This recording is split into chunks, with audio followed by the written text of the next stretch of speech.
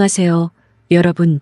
오늘은 집에서 부와 건강을 가져다주는 식물과 그와 반대로 집안에 들이면 좋은 기운을 차단하고 재물운을 막아 자칫한 집안을 망하게도 할 수도 있는 식물에 대해 자세히 말씀드리고자 합니다.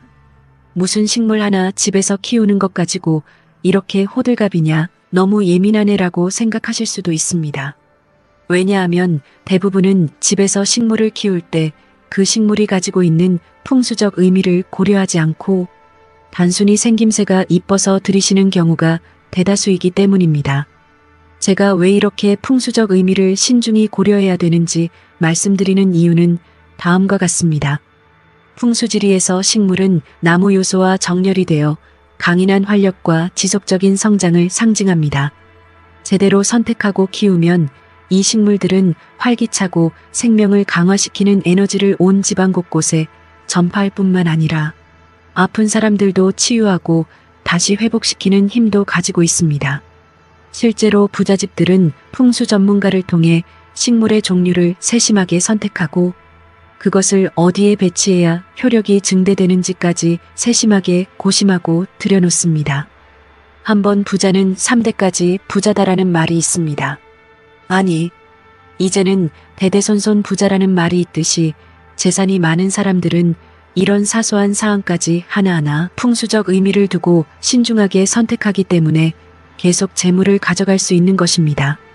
이렇듯 식물의 에너지적인 영향력이 단순한 장식을 넘어 우리의 삶의 모든 영역까지 확장된다는 점을 잘 이해하고 사소한 것 하나도 잘 실천하는 것이 매우 중요합니다.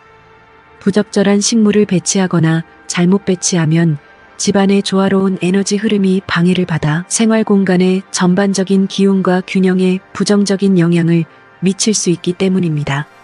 그럼 바로 본론으로 들어가서 부와 행운을 가져다주는 식물과 그 반대 효과를 가진 식물들을 오늘 말씀드리겠습니다. 추가적으로 식물을 어디에 배치해야 효력이 극대화되는지 그 비법까지 말씀드리려 하오니 영상 끝까지 시청해 주시고 구독과 좋아요를 누르시면 여러분의 가정과 개인의 앞날 모두 무탈할 것이고 재물과 건강운이 폭포처럼 밀려 들어오는 기적이 일어날 것입니다. 첫 번째 재물운을 가져오는 식물은 금전수입니다. 금전수는 풍수에서 매우 강력한 긍정적인 기운을 담고 있으며 재물운을 상징하는 대표적인 식물입니다. 회사에 이전 또는 집 들일 때 많이 하시는 선물이기에 금전수에 대해서 아시는 분들이 많이 계실 것 같습니다. 잎이 빽빽하게 붙어있는 모습이 엽전 꾸러미가 달린 나무 같다고 해서 흔히들 돈나무라고 불러왔습니다. 식물 풍수에서 줄기부터 가지잎이 풍성하게 자라는 것이 금전운의 최고인데 금전수는 그 이름부터 금전운을 상승시키는 대표적인 식물이라 예부터 많이 키워온 식물입니다. 이러한 좋은 기운을 가진 식물도 배치에 따라 그 효과가 극대화되고 감소될 수 있는데요. 만약 여러분이 재물과 부를 중요하게 생각된다면 집의 남동쪽 구석에 배치하세요.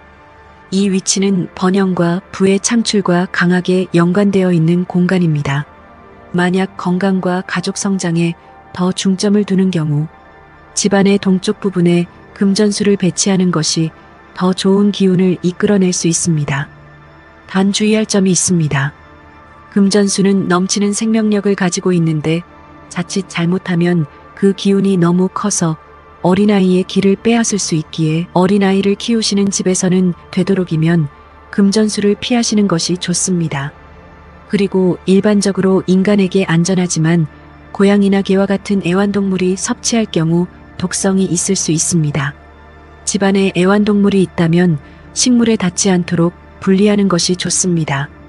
재물운이 들어오는 두 번째 식물은 여인초입니다. 여인초는 특이한 외모와 강한 생명력으로 널리 알려져 있고 흔히들 극락조라고 부릅니다. 또한 뛰어난 공기정화 능력까지 탁월해서 풍수에서는 매우 높은 가치를 지닌 식물입니다. 잎이 날카롭고 꼿꼿한 것으로 알려진 여인초는 성장과 활력을 상징하고 있는 식물입니다. 그리고 풍수지리에서는 나무목의 요소를 온전히 구현할 수 있는 높은 가치를 가진 식물로 보고 있습니다. 특히 공기 정화 능력은 집안 환경에서 유해한 독소를 제거하여 건강뿐만 아니라 우리의 영적 측면에서 모든 해로운 기운을 제거한다는 의미도 가지고 있습니다. 단 주의할 점은 집안에 사는 사람들보다 키가 더 크지 않도록 각별히 주의해야 됩니다. 키가 커지면 주인의 기운을 모두 빼앗아 간다고 합니다. 이제 여인초의 배치 비법에 대해 말씀드리겠습니다. 다른 곳은 다 상관없어도 침실에 두는 건 좋지 않습니다.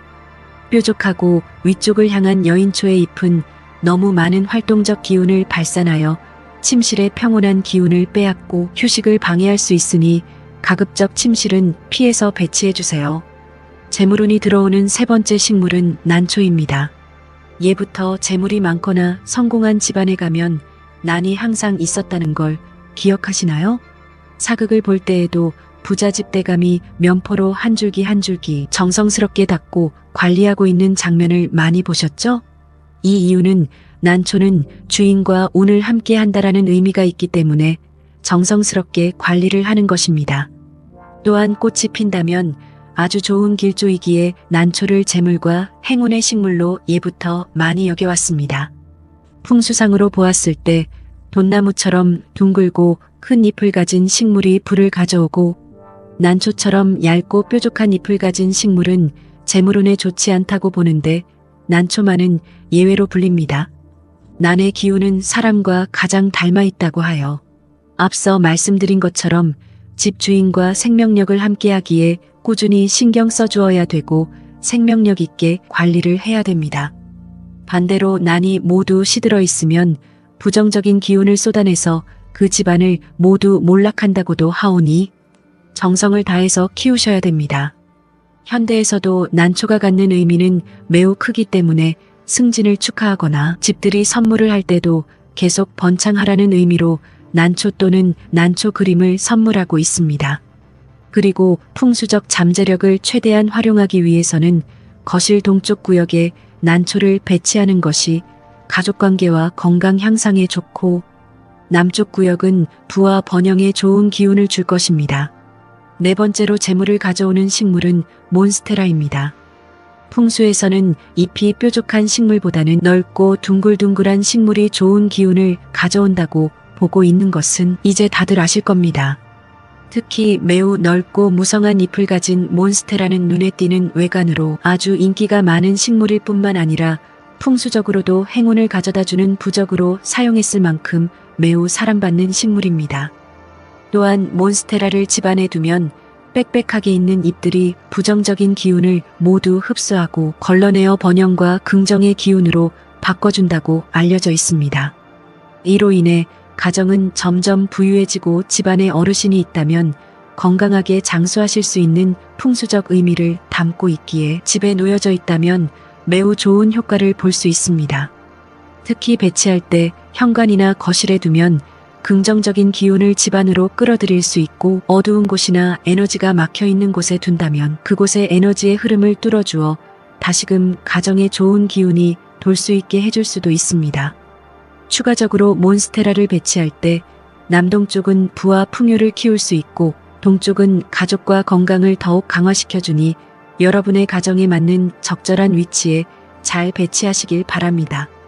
저도 몬스테라를 집에서 키우고 있는데 실제 미관상으로도 매우 예쁜 식물로 집안 전체의 생기를 가득 넘치게 만들어주고 있습니다. 심지어 공기 중에 유독가스를 정화시켜주는 탁월한 기능도 있기에 최고의 식물이 아닌가 싶습니다. 단 몬스테라 잎은 옥살산 칼슘이 함유되어 있어 섭취할 경우 독성이 있을 수 있으니 애완동물이나 어린이 손에 닿지 않는 곳에 두어야 하는 것은 주의하시길 바랍니다. 반대로 절대 집안에 키워서 안 되는 식물도 알아보겠습니다. 첫 번째는 우리가 익히 잘 알고 있는 선인장입니다. 다들 놀라셨을 것 같습니다. 대부분 집에서 선인장 과인 다육이를 키우시는 분들이 많기 때문입니다. 하지만 집에서 키우는 아주 작은 다육이는 인테리어를 위해 그래도 괜찮지만 크기가 크고 가시가 많이 난 선인장은 풍수적으로 매우 좋지 않는 의미를 가지고 있습니다. 이유는 뾰족한 가시는 공격 에너지로 표시되어 선인장을 거실에서 키우면 집안의 전체적인 풍수적 운이 나빠지고 사람들의 정신이 예민해져 다툼의 에너지를 유발할 수 있기 때문입니다. 집안에서 키워서 안 되는 두 번째 식물은 담쟁이와 같은 넝쿨 식물입니다. 운과 재물을 꼬이게 만들어 좋지 않는 기운을 준다고 여겨왔습니다. 위로 솟는 식물이 아니고 아래로 처지는 형상이기에 집안에 음기를 가득 채우고 금전운뿐만 아니라 자식과 자손의 길을 막는다고 합니다. 정말 키우고 싶다 하시면 바닥에 내려놓고 관상용으로 키우시면 되지만 되도록이면 피하시는 게 좋습니다. 마지막 세 번째로 피해야 할 식물은 행운목입니다. 행운목은 말 그대로 행운을 가져온다라는 의미로 많은 사람들이 집들이 선물이나 출산 등 기념적인 날에 선물로 애용하고 있는 식물입니다. 그런데 이런 식물이 풍수적으로는 집안의 운을 막는다 하여 매우 좋지 않습니다. 여러분 지금 다들 의아해 하실 것 같은데요. 그 이유는 행운목은 보통 나무의 윗단이 잘려나간 상태로 키우게 되는데 풍수상 나무의 위가 잘려나갔다는 것은 우리의 긍정적인 기운도 절단시킬 수 있다고 보고 있습니다. 즉, 운이 잘렸다고 볼 수 있으며 운을 계속 모아나가야 되는 풍수에는 맞지 않는 식물입니다.